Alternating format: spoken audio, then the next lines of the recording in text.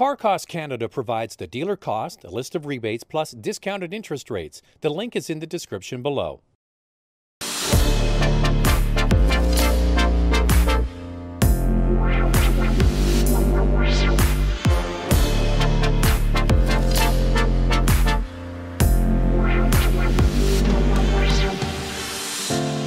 Welcome to the fourth generation of BMW X5. When I was digging around the BMW site looking for some video to support this video, I saw they had a video that they recently did of the original X5.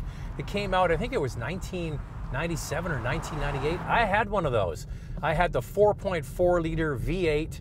And the interesting thing is how much these vehicles have grown over the years. The current X3, the new one that just came out within the last year, is actually bigger than that original X5. And you guessed it, this fourth generation model is bigger than the last X5.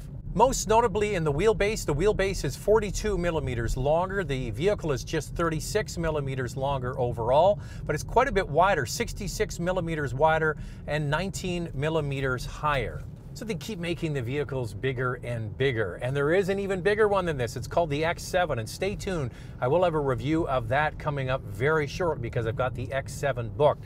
Now, speaking of bigger, it seems to me that everything on the outside of this new X5 is kind of exaggerated. The big grille in the front is what's most notable. Big air inlets around the back. You've got bigger rear tail lights and massive exhaust tips. So everything's looking a little bit cartoonish, not nearly as cartoonish as the X7, but that is almost kind of bordering on ridiculous.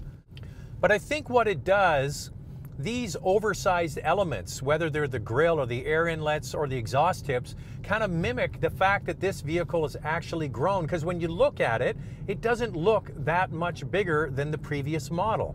The most noticeable thing is that kick up around the rear wheel arch that gives it a slightly more athletic look. But you have to decide whether you like the direction BMW is going or not. I can tell you that you get standard LED adaptive headlamps in the front, standard LED rear tail lamps. Also, there's an available laser headlight package as well. Now, to cast a wider net, they have two different lines. They have the X line and the M line. The M line is the one that I'm driving now. X line is kind of the new base model. They've gone with a more rugged looking appearance with less painted body parts like the rocker panels and things like that. And it's meant to give it more of an off-road attitude. When you get this M line, you get the body painted rocker panels. And on all X5s, wheel sizes now are standard 20-inch wheels, which is good.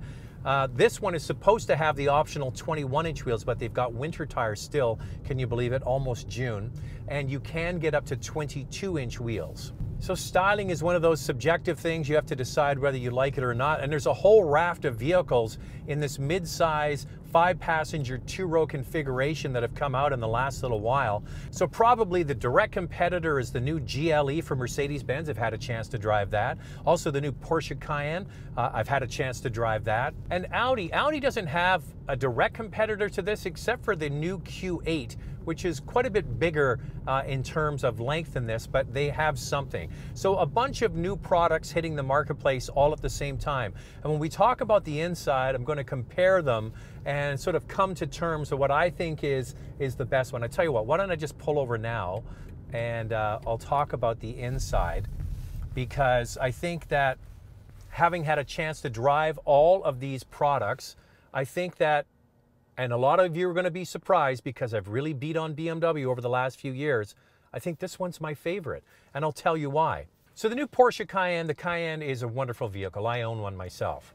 But they've gone to the glass panel in the center of the console, which I don't love. It shows fingerprints and dust. And then over at Mercedes-Benz in the new GLE, they have the big glass panel that goes across the center of the dash, and they have their command controller, which is good. But I'm not a huge fan of that glass panel. When you look at this X5, it looks more integrated. You've got a sort of a conventional instrument cluster, even though now it's a standard 12.3-inch unit that is digital on every X5. Then you've got the 12.3-inch screen for the infotainment or Idrive system, but it looks more integrated into this car. The Mercedes-Benz product, it just looks like a slab that they stuck on the dash. And speaking of the Idrive system, hands down now, this is the best infotainment system in the luxury sphere. It's easy to use, it's communicative, it doesn't take long to figure out. Now, it wasn't that long ago that Idrive was my least favorite, but now it's turned into my most favorite. And the other thing I love about the interior of this product, there's redundant buttons. Lots of switches for the radio, for the heat controls. You can use this Idrive system, or you can use the regular keys. It's up to you for what you want. The steering wheel is nice and large, but here's the other thing. The fit and finish in here is really second to none. I think Porsche does a fantastic interior. I would put this second. And here's one reason Mercedes-Benz isn't getting the top spot. Because Mercedes-Benz cheaped out in one area that I think is kind of crucial. The bottom of the doors on this X5 still have the soft touch panels, that really nice soft foam feel. On the GLE, they went to a hard plastic. They cheaped out on that part of the door, which shows you that they're not putting as much care and consideration into this. Then you look at, say, the Q8. Now, it has a fully digital dash with lots of screens, and for those that like touchscreens, you might be attracted to that, but I still like the fact that you have a rotary dial here. The iDrive is easy to use. Now, the benefit of having a larger X5 is you've got plenty of room in the back seat, and the cargo area is very useful. Here's the thing. A big update for me, it's something simple. They still have that clam-shaped rear hatch where the upper part goes up and then you have the little tailgate below it. Now, it's fully automatic. With the old system, when you closed it, you had to manually lift the bottom part up. Now, it's all done automatically, so that is a major win. But, you know, a nice looking vehicle, very nicely fitted on the inside. I think they've done a great job. Now, there are differences when we head out again and we start driving, and I'll explain those to you now. So one big difference between this and the GLE is the GLE is now available with a turbo 4-cylinder engine. Now, of course, BMW could add that to this line, but out of the gate, they're coming with the X5 40i and the 50i. The 50i is the turbo V8 model. Most people don't buy that one. Most people buy this one. The inline turbocharged 6-cylinder engine with 335 horsepower. It's rated at 330 pound-feet of torque.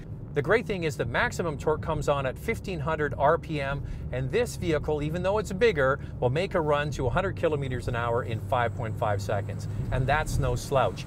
And a big part of it is because they've retuned the 8-speed automatic transmission. It feels very responsive. Then you layer on all the things that you can get in this new product. So you can get air suspension. I don't like air suspension. But I'm here to tell you that the air suspension, this car is equipped with it, is better than Mercedes-Benz. Mercedes-Benz is really that traditional, floaty air suspension. This one, you can do that if you put it into comfort, but when you put it into sport, it's much more dynamic feeling than the Mercedes product. Here's the thing, Mercedes-Benz has that 4-cylinder turbo engine, but they too have gone back to an inline 6-cylinder engine. It has more power than BMW's inline 6-cylinder, but you know what? This is a wonderful combination. This inline 6-cylinder with all that torque and the wonderful 8-speed automatic transmission is a very compelling package. What's interesting is this new X5 has the exact same horsepower as the base model Porsche Cayenne at 335 horsepower. But I recently drove that base model and it felt really quite soft and was surprising to me, having not been in it for a while. I was surprised by how softly sprung the new Cayenne is if you don't get things like dynamic chassis control. So those sorts of things are available in this car as well. You can get the adaptive suspension with the actuators on the control arms to help you in the corners, air suspension, you can even get rear active steering, all the stuff that Mercedes has, all the stuff that Audi has, and all of the stuff that Porsche has is now available across all of these premium lines. So it basically comes down to how did they bake the cake? They've got all of their ingredients, the same ones that the other brands have. It's how they put it together that makes this X5 different. So one of the issues you have when you test these vehicles is you're kind of at the mercy of the brand and the car that they give you. For example, having gone to the Porsche Cayenne launch, all of the vehicles that were there had the Porsche dynamic chassis control and the rear steering. Same thing with the Mercedes GLE launch. They all had the air suspension with the active rear steering. This car has the air suspension and the active rear steering. So they're kind of all fairly similarly equipped, but there can be differences. The one thing I will tell you is the Mercedes-Benz GLE turbo 4-cylinder is surprisingly good. The Porsche Cayenne, I've had a chance to drive it with the air suspension and the Porsche dynamic chassis control, and then just the passive suspension. And I think if you're a performance driver, the Porsche dynamic chassis control is worth the money. If you're not, the base model is a good, smooth all-rounder. The GLE, for my taste, is just too soft. Well, where does that leave this X5? Well, it's kind of like the Goldilocks effect. It's doing everything kind of just right. I like the familiarity of the interior, but the nice updates they've come up with. The screens are just as big as everybody else. The iDrive is certainly the clear winner of the bunch. I think that the inline six-cylinder has more than proven itself in the marketplace. A wonderful, wonderful power plant. The 8-speed automatic as well. And this product is just a little bit bigger, making room for more of your family. The one thing I'm not loving is I think the styling's become just a little bit cartoony at BMW. So other than the exterior styling, I think this is the winner. I think this is the one that is the best kind of all-rounder and does everything really, really well. If you want badge appeal, you're going to go to Porsche. If you want traditional luxury, you're going to go to Mercedes-Benz. If you want a dynamic car that delivers sort of a bit of both, this is it. Now, because BMW doesn't offer a turbo 4-cylinder in this product yet, they might still add it to compete with Mercedes-Benz, the price is more expensive. It starts at $71,000 in the Canadian marketplace. The one that I'm driving here today is about $88,000 with about almost a $9,000 sort of premium package included in this car. So these can get very expensive. So what do you think? Do you like the styling? Do you like the way BMW is going with their styling? It really is subjective, so put your comments below. What do you think of the interior? What do you think of the drivetrain options? I think that this is a pretty compelling package for anybody that's in the market for a 5-passenger, 2-row SUV. Next up, I'm going to get the X7. Now that really is bold. Car Cost Canada provides the dealer cost, a list of rebates, plus discounted interest rates. The link is in the description below.